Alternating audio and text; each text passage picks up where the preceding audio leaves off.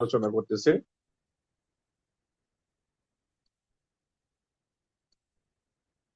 আমরা আজকে ত্রিভুজ নিয়ে আলোচনা করব।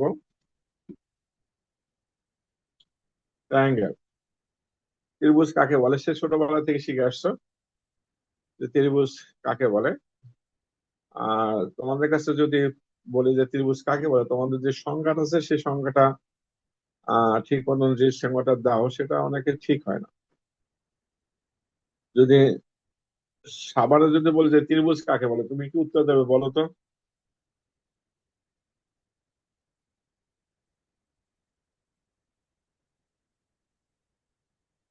সাবার কথা শুনতে পাচ্ছ?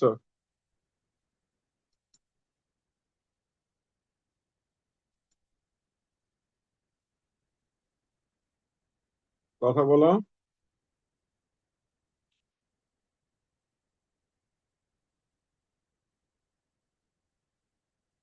কি ব্যাপার, সাবা কথা বলতেছে না কেন? জি স্যার, শোনা যাচ্ছে। ত্রিভুজ কাকে বলে?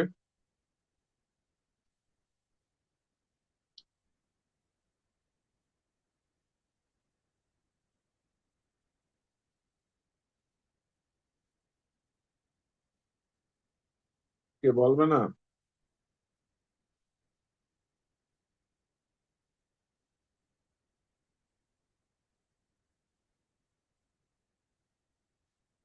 রোল 2 বলো। জান্নাত, তুমি বলো ত্রিভুজ কাকে বলে? তিনটি সরলরেখা দ্বারা সীমাবদ্ধ আবদ্ধ আকৃতিকে ত্রিভুজ বলে। আচ্ছা দেখো, তাহলে আমরা একটু আলোচনা করি। আপাতত দেখি ত্রিভুজ আর ত্রিভুজ ক্ষেত্র কাকে বলে দেখি। এরকম তিনটা বাহু, যে আবদ্ধ যে চিত্রটা আছে এটাকে আমরা ত্রিভুজ বলি। আবার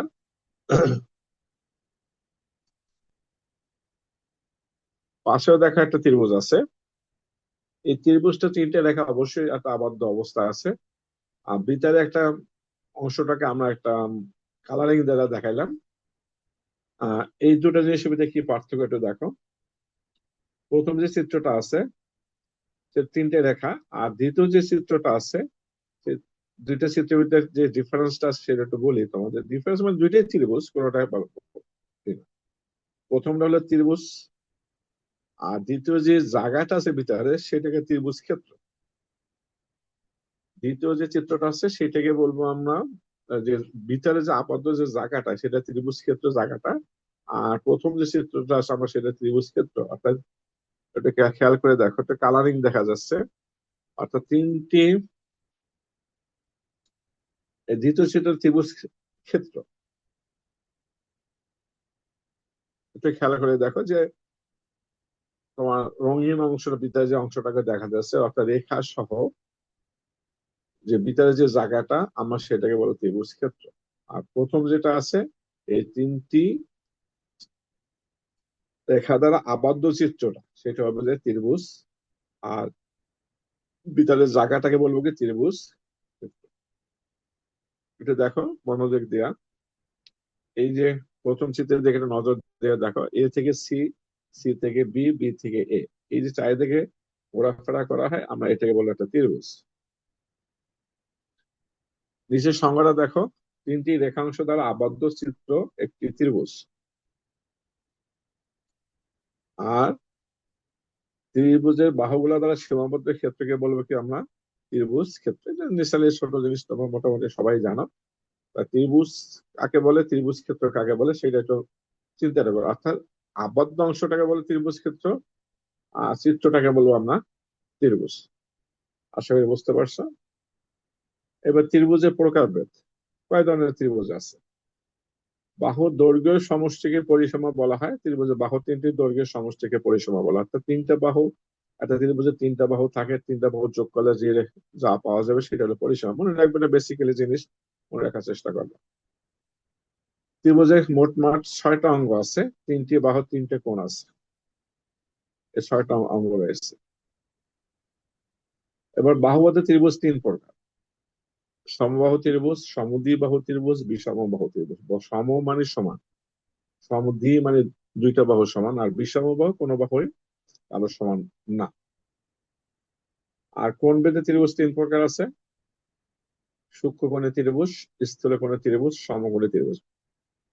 গতকালকে কিন্তু আমরা সূক্ষ্মকোণ কাকে বলে বলছিলাম, স্থূলকোণ কাকে বলে বলছিলাম, আর সমকোণ কাকে তাও বলেছিলাম। ওটার উপর ভিত্তি করে কোণ বেঁধে ত্রিভুজটাকে তিন ধরনের ভাগ করেছে। অর্থাৎ বাহু বেঁধে ত্রিভুজটাকে তিন ধরনের, আর কোণ বেঁধে ত্রিভুজটাকে তিন ধরনের বলা হয়। অর্থাৎ গতকালকে যে ত্রিকোণ বলছিলাম, সূক্ষ্মকোণ, স্থূলকোণ, সমকোণ, এর সাথে মিল রেখে এটাকে, আর বাহুর সাথে মিল রেখে তিন ধরেন: সমবাহু ত্রিভুজ, বিষমবাহু ত্রিভুজ, আর সমদ্বিবাহু ত্রিভুজ।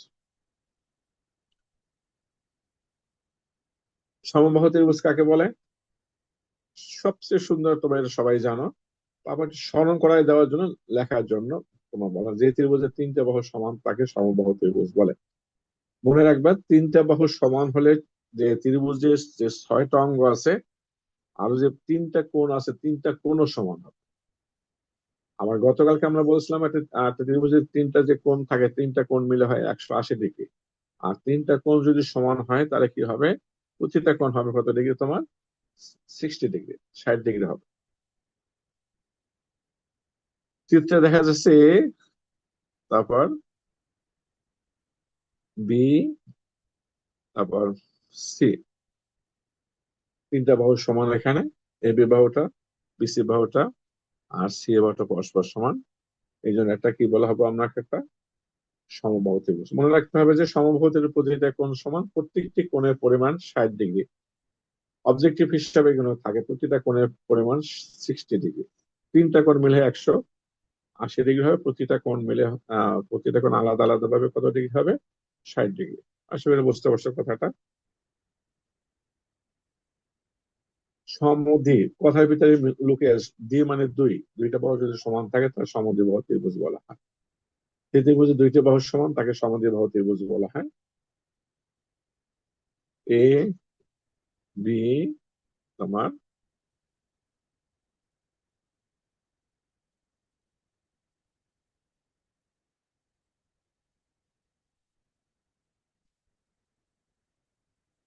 এ বিন্দুটা, বি বিন্দুটা, আর সর্বশেষে কোনটা? সি।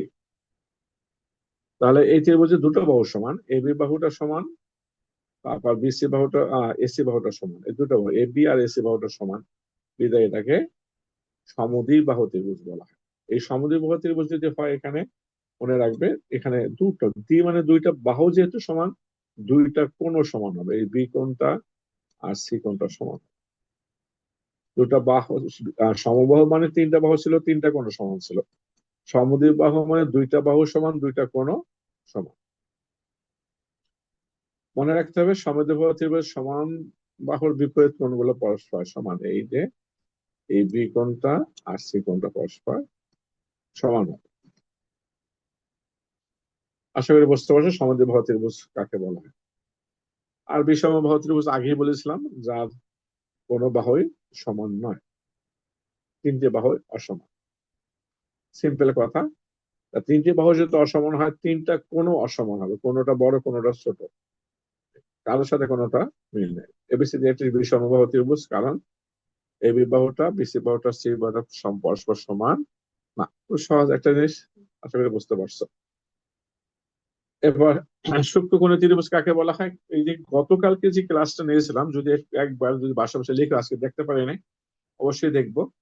যে ত্রিভুজে প্রত্যেকটি কোণ সূক্ষ্মকোণ, অর্থাৎ 90 ডিগ্রি অপেক্ষা ছোট কোণকে যেমন সূক্ষ্মকোণ বলা হয়। যে ত্রিভুজে তিনটা কোণ থাকে, কোনো কোণে যদি 90 চাইতে বড় না হয়, তাকে আমরা বলো সূক্ষ্মকোণ ত্রিভুজ। কোনো কোণে হবে না, সবগুলো 90 ডিগ্রি চাইতে সমান হবে। তোমরা জানো যে এই যে সোজাসুজি যদি থাকে, আমি যে পাশের চিত্রটা আঁকলাম, এই যে চিত্রটা যদি থাকে, এই একটা সোজাসুজি যে রেখা থাকার কারণে এই যে কোণটা দেখা যায়, এই কোণটা 90 ডিগ্রি, সমকোণী ত্রিভুজ বলা হয়। এরকম কোণ যদি কোনোটা না থাকে তাহলে সেটা হলে সূক্ষ্মকোণ। এখানে যেমন ত্রিভুজ চিত্রে দেখাচ্ছে, এই কোণ, বি কোণ আর সি কোণ, এই তিনটে কোণই কোনো কোণেই 90 ডিগ্রি চাইতে বড় না, সবগুলো ছোট। এই জন্য এটাকে বলে সূক্ষ্মকোণী ত্রিভুজ সূক্ষ্ম কোণ থেকে সূক্ষ্ম কোণই মনে রাখবা। সূক্ষ্ম কোণ ছিল 90 ডিগ্রি চেয়ে ছোট। এখানে যেহেতু ত্রিভুজ আছে, ত্রিভুজের তিনটা কোণ থাকবে, তিনটা কোণই 90 ডিগ্রি চাইতে ছোট। এই জন্য এটা একটা সূক্ষ্ম কোণের ত্রিভুজ। এরপর আছে যে সমকোণী ত্রিভুজ। সমকোণী ত্রিভুজ কাকে বলে? ওই যে সমকোণ থেকে সমকোণী ত্রিভুজ, অর্থাৎ এই সমকোণটা তো অনেকবারই ব্যবহার করা হয়েছে, তোমার ত্রিকোণমিতিতে ব্যবহার করেছে, এটা শেষ নাই। এই সমকোণী ত্রিভুজ, যে ত্রিভুজে একটা কোণ সমকোণ তাকে সমকোণী ত্রিভুজ বলে। এটা নিয়ে আলোচনা করা যায়, আর কত করব। এই বি কোণটা সমকোণ 90 ডিগ্রি। এই বি কোণটা হলো যা 90 ডিগ্রি বিদায়, এটা কিন্তু সমকোণী ত্রিভুজ বলা হয়। মনে রাখতে হবে সমকোণী ত্রিভুজ সমকোণ ছাড়া অপর দুইটি কোণ প্রত্যেকটি সূক্ষ্মকোণ, এরা পরস্পর পূরক। দেখো একটা শেষে একটা শব্দ ব্যবহার করতে, এরা পরস্পর পূরক। একটু স্মরণ করে দেখো যে গতকালকে বলছিলাম যে পূরক কোণ কাকে বলা হয়, মনে আছে কিনা জানি না। মনে থাকার একটা সিম্পল একটা কথা বলছিলাম, পূরক কোণ কাকে বলা হয়? যে ত্রিভুজে বা ত্রিভুজে না, যে দুইটা কোণ মিলে যদি 90 ডিগ্রি হয় তাকে বলা হয় একটা অপরটাকে বলা হয় পূরক কোণ। আরো একটা সাথে সাথে এটা বলছো পূরকের সাথে আরেকটা বলছো সম্পূরক কোণ, বলছিলাম যে দুইটা কোণ মিলে যদি 180 ডিগ্রি হয়। আর এইখানে যে চিত্রটা আছে এখানে তোমরা জানো বি কোণটা সমকোণ, আর এই কোণটা সূক্ষ্মকোণ, সি কোণটা সূক্ষ্মকোণ। তবে এই কোণটা, এই যে এই কোণটা, এই সি কোণটা, এই দুইটা কোণ যোগ করলে কত হয়? 190 ডিগ্রি। এই জন্য এরা পরস্পর পূরক। এই যে আলোচনা করতেছি বা এই যেগুলো যে বলতেছি, এগুলো কিন্তু বেসিক্যালি জিনিস। অবজেক্টিভ যদি ভালো করতে চাও তাহলে এইগুলো মনে রাখতে হবে। আমরা কিন্তু বেশিরভাগই দেখা যায় কি জ্যামিতিতে কিন্তু অবজেক্টিভ আমরা ভুল করি।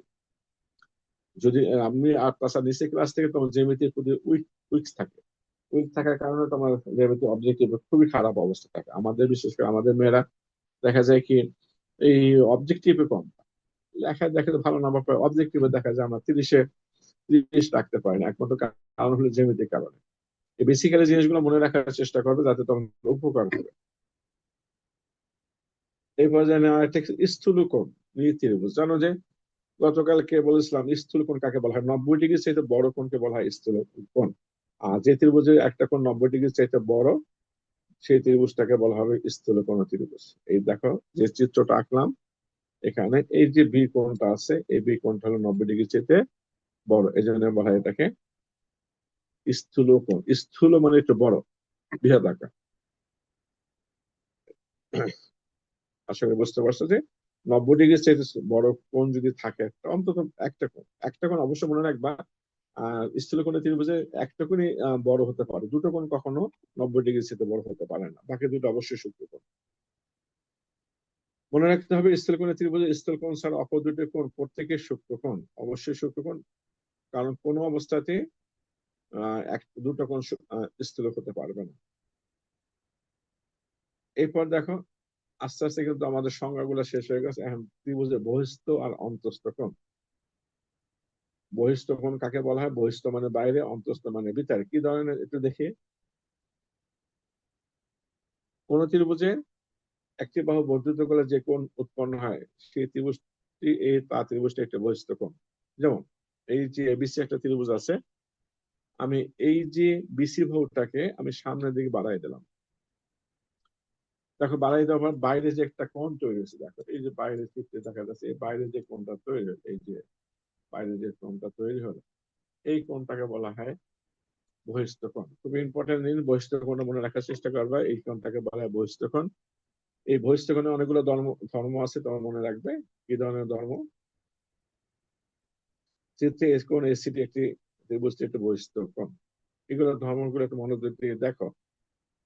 এই যে অনেকগুলো কথাটা, অনেক বড় কথাটা লেখছি, বড় কথাটা হলো কি, এই যে বহিস্থ কোণটা আছে, যে সি কোণটা বহিস্থ কোণটা আছে, এই যেমন এই এই এই কোণটা বি কোণটা যোগ করলে, আমি কোন চিহ্নটা দিলাম না, যেটা একটু সমান, এই কোণটার সাথে যদি আমি বি কোণটা যোগ করি, এই কোণটার সাথে যদি বি কোণটা যোগ করি, তাহলে বহিস্থ যে কোণটা থাকে সেই কোণটা, পুরো কোণটা লিখলাম এসিডি। এই দুইটা কোণের যোগফলের সমান হবে। এটা বড় একটা ইম্পর্টেন্ট একটা অবজেক্টিভ। যদি এই কোণটাকে যদি ধরি আমরা 100 বললাম 70 ডিগ্রি ধরলাম, আর বি কোণটাকে ধরলাম 40 ডিগ্রি, তাহলে এই যে বাইরে যে কোণটা আছে বহিষ্ঠ কোণটা, এই 70 আর 40 যোগ করলে হয় কত? 110। এটা হবে 110 ডিগ্রি। আশা করি বুঝতে পারছেন। আবার বলি, যদি এই কোণটাকে যদি ধরি আমরা 80 ডিগ্রি, এটাকে যদি ধরি আমরা 60 ডিগ্রি, 80 আর 60 যোগ করলে হয় কত? 140। এই বাইরে কোণটা হবে 140 ডিগ্রি। এই কথাটা বলা আছে। এই বহিষ্ঠ, এটা বহিষ্ঠ কোণ বলা। আর এই এই কোণটাকে বহিষ্ঠ কোণ বলা হয়। আর বিপরীতটাকে বলা হয় অন্তস্থ। এই ভিতরে যে দুইটা কোণ আছে, এই তিনটা কোণকে অন্তস্থ কোণ বলা হয়। আর অন্তস্থ বিপরীত মানে বাইরে এটা। তাহলে অন্তস্থ কোণ কোনটাকে বলবো, বহিষ্ঠ কোণ কোনটাকে বলবো, বাইরে কোনটাকে বলবো বহিষ্ঠ কোণ। এই অন্তস্থ মানে এইটার ভিতরে যেটা থাকে অন্তস্থ কোণ, তিনটা কোণ এখানে। এই 1 নাম্বার, 2 নাম্বার কোণ আর 3 নাম্বার কোণ সবই হলো অন্তস্থ কোণ। আর এই এই অন্তস্থ কোণ, বাইরেটা হলো বহিষ্ঠ কোণ, ভিতরে তিনটা অন্তস্থ কোণ।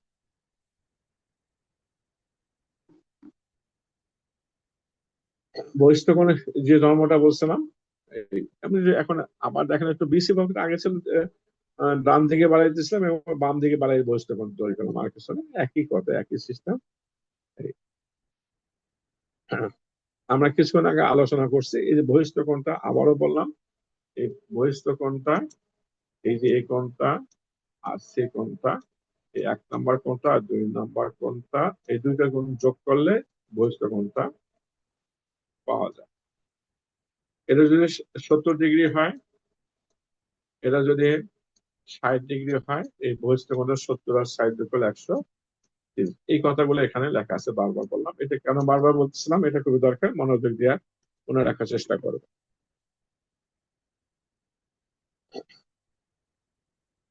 বাহু কোণের সর্বসমতা। দুটি রেখাংশের দৈর্ঘ্য সমান হলে রেখাংশ দুইটির সর্বসম হবে। এবি একটা রেখা আছে আর সিডি, এরা দৈর্ঘ্য যদি সমান হয় এরা এরা বলো সর্বসম।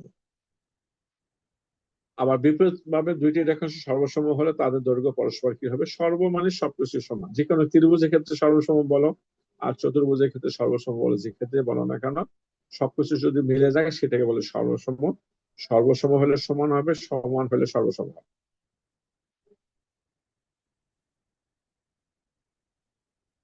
দুইটি কোণের পরিমাণ যদি সমান হয় তাহলে তার একই কথাগুলো একই রকম, আর কিছু না। এই যে বিএসসি কোণটা আর দুইটা কোণ যদি পরস্পর কি হয়? সমান হয়, তাহলে তারা সর্বসম হবে। এই এই কথাগুলো বলে একই ক্ষেত্রে, আর কিছু না।